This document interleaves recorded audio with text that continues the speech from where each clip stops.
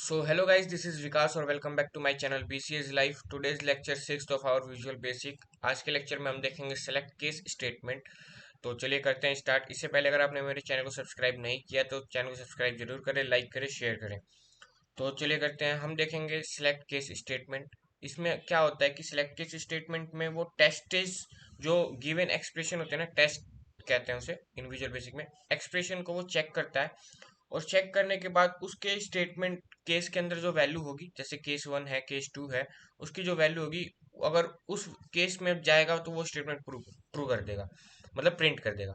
मेरे कहने का मतलब कि जैसे ही सिलेक्ट केस हमने डाल रखा है मंथ, यहाँ पे एक्सप्रेशन में हमने डाल रखा है मंथ, और फिर हम क्या करते हैं, मंथ में हम 4 एंटर करते हैं। Enter enter the month 4। तो जैसे हम 4 एंटर करेंगे ना, तो वो क्या करेगा, जैसे 1 2 3 4 एक्सप्रेशन बने, मतलब केस बने होंगे, केस 4 पे जाएगा और केस 4 का स्टेटमेंट प्रिंट कर देगा। ये हो गया इसका केसिंग का। अगर अगर कोई सा केस मैच नहीं करा, कोई सी वैल्यू मैच नहीं करी, तो वो क्या करेगा, एल्स केस वाला स्टेटमेंट प्रिंट कर देगा एंड सिलेक्ट एंड हो जाएगा।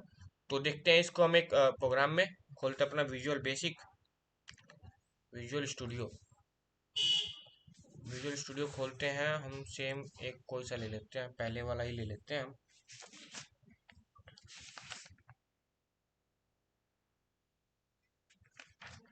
इसमें हमने बेसिक वाली क्या करी थी, फॉर्म ऐड करते हैं, ऐड विंडोज फॉर्म। ठीक है, हमारा फॉर्म ऐड हो चुका है।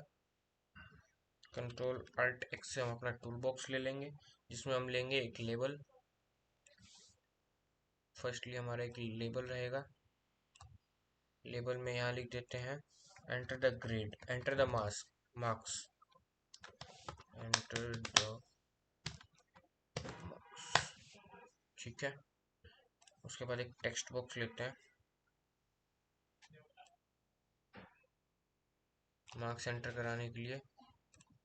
फिर अपन लेते हैं एक बटन, जिसके अंदर हम ग्रेड फाइंड करेंगे, ग्रेड।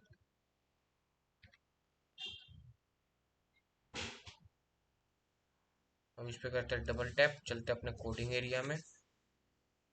तो फर्स्टली हमें क्या करना है, हमें दो टाइप के तो वेरिएबल बनाने पड़ेंगे, एक तो इंटीजर और एक स्ट्रिंग। डिम मार्क्स को ले लेते हैं हम एज इंटीजर, डिम, और ग्रेड को ले लेते हैं हम एज स्ट्रिंग। ठीक है, उसके बाद हम क्या करेंगे, मार्क्स को एंटर कराएंगे। क्या लिख रहा हूँ मैं, marks is equals to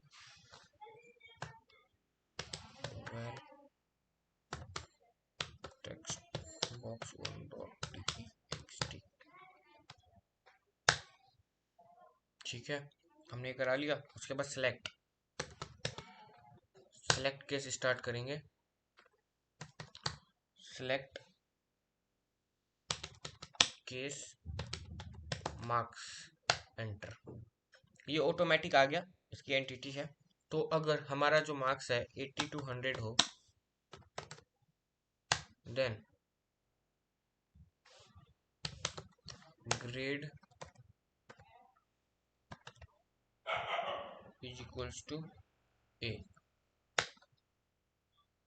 tab tab tab. फिर अनदर केस, कहाँ एरर आ रही है, अच्छा यार। उसके बाद हमारा केस,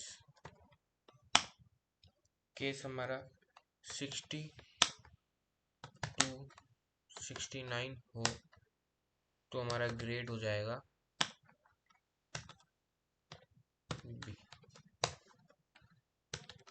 केस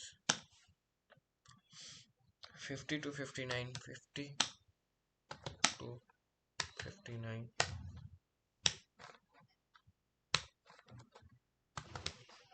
ग्रेड हो जाएगा हमारा सी।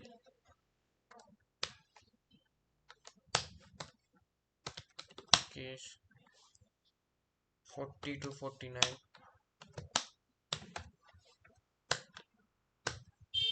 तो ग्रेड हो जाएगा हमारा डी।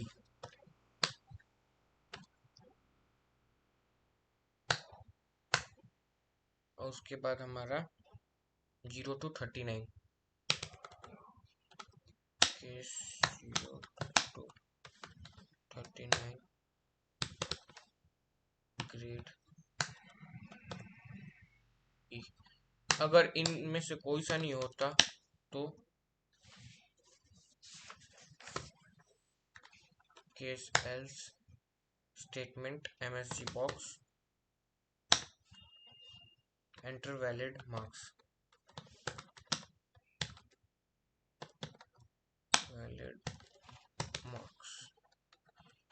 अब हम नीचे आते हैं, यहाँ एक एमएससी बॉक्स देते हैं,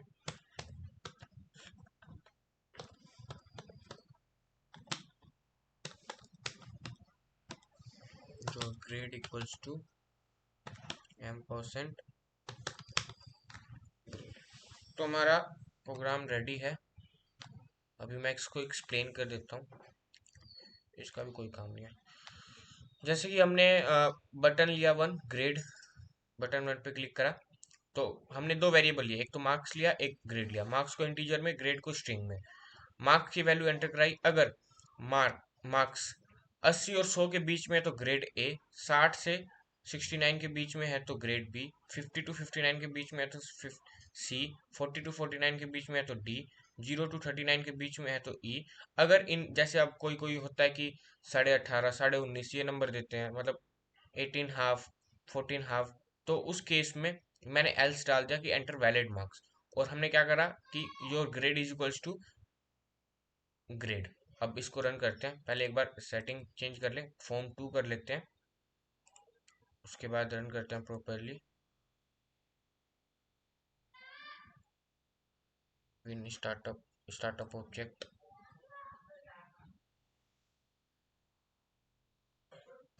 फॉर्म 2, देन रन।